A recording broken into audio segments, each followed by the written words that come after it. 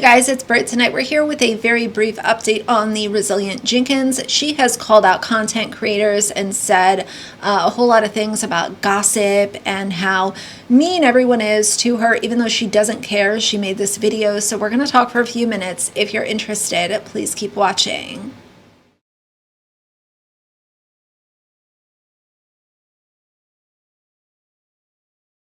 All right, you guys, so as always, this video will be in my I say Resilient Jenkins. They should actually be relabeled the Not So Resilient Jenkins, but I have a playlist with all of my previous coverage of this couple and all of the atrocious things that they've been doing all over social media since about last October is when they initially went viral, at least in my timeline.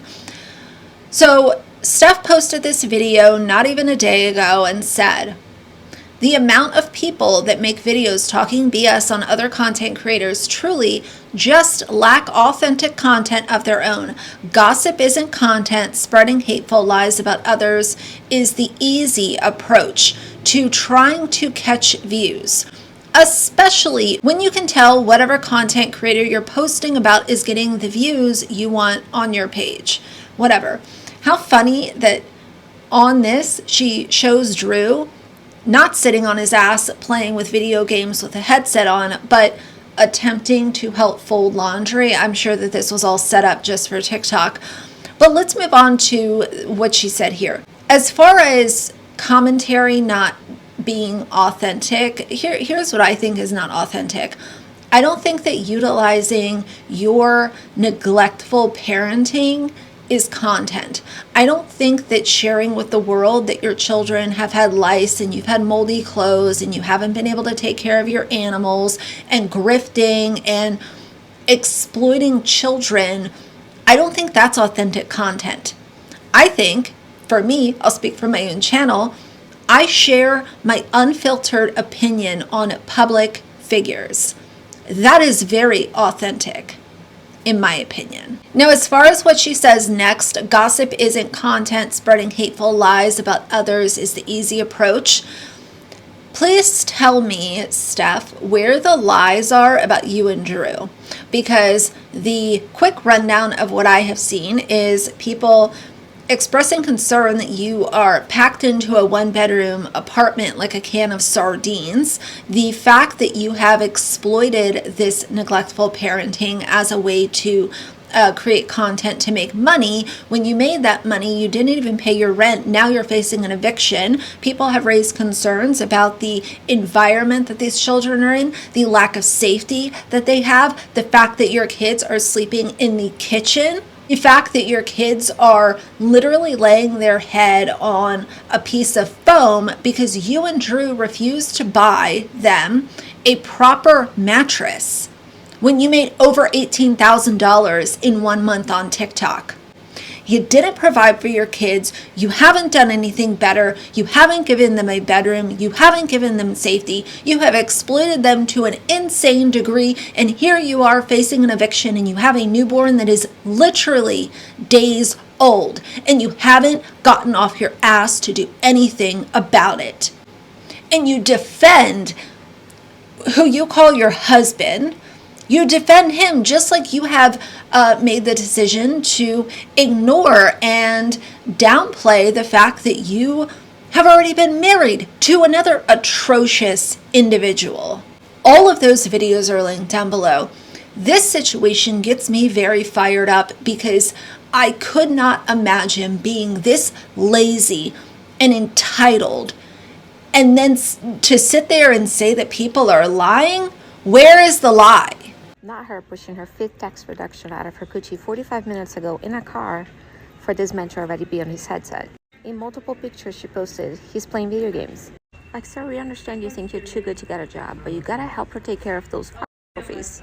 Doesn't really matter what you guys think, but this man won the lottery. He got himself someone who cooks, cleans, takes care of the kids by herself. She rides hard for him because no matter how much shit we talk about him, she defends him. She's never heard of a condom, but hey, that's just a plus for him. He can implant as many semen demons in her and she doesn't care. And he doesn't have to take care of them, physically, mentally, emotionally, or financially. My theory on why she left the hospital so fast is because she wanted to avoid social services, asking her about her house, her households, how many kids she had. and because she wanted to avoid doctors talking to her about not having more kids. Unfortunately, I know for a fact she fought to be discharged. And really, hospitals can't hold you there against your will, so what were they gonna do? With all of my kids, I only stayed in the hospital for 1 day after giving birth, as long as there were no complications. So since she didn't have any complications, there was no need for her to rush out of there. It was only going to be a day. The Resilient Jenkins mom had her baby recently. She had the baby in the car. She wanted to be as natural as possible, which I completely understand. But she had the baby in the car. She stayed in the hospital for 8 hours. Now, I don't think 8 hours is enough time to be able to stay in the hospital and make sure that she's okay, make sure the baby's okay, but that's her personal decision. Now in the video, it does show that she's doing all the work. She's doing the cooking, the cleaning. Drew is just in front of the TV or in front of his games, just doing whatever he's doing, which is really sad. I think being a parent, it should be a teamwork. I mean, if the husband's there, the dad's there, he should be able to help out around the house. So I'm not sure why she's okay with all this, because she just had a baby. Another sad part of this is that they're still facing eviction. So hopefully they're planning something to make sure that when the eviction finally does come through, they have a place to live. I've seen the eviction paperwork showing that it's for non-payment. So I'm not sure what they're doing with all this TikTok money that they've been making, because they have been making. Remember, it was her goal for about 2 years to be able to monetize her account, kind of have like a family vlog situation, which I don't agree with family vlogs, period. But it's so crazy to me that she said that her and Drew always sat down, really talked about what information they're putting out there. They talked about everything carefully, but yet they're surprised with all this negative feedback, with nobody really agrees with a family of 6, now a family of 7, living in a 1-bedroom apartment where both parents refuse to work. Remember, Drew doesn't want to get a full-time job unless it pays $30 an hour. Why? Because he doesn't want to pay child support for his first son. I'm just surprised that she's still surprised with people voicing their opinions about this. When you put your life out there, people are going to voice their opinions, period. So yeah, that's the situation with them so far.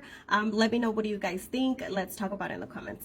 People calling you out for exactly what you have put out is, in fact, very authentic. And I support other content creators that have responded to exactly that. I am never here for people making up crazy lies. Never have been, never will be. But for the most part, what I have seen myself has been very authentic, very real, and extremely concerning because of your neglectful parenting, Drew's neglectful parenting, and both of y'all being so unwilling to get a job. But I really can't stand these two. I can't stand the fact that there are still people out there willing to applaud them. What are you applauding? There is such a thing as having a soft spot for somebody going through a hard time, and then there is literally enabling two adults that are just being lazy. Y'all allowed them to go viral, and they didn't even pay their damn rent with the money. How embarrassing. But I think that's enough for today's short video, but I really wanted to talk about this. So for now, if you liked the video, please leave a like and a comment. And if you'd like to see more from me in the future, please subscribe. I'll see you guys soon. Bye.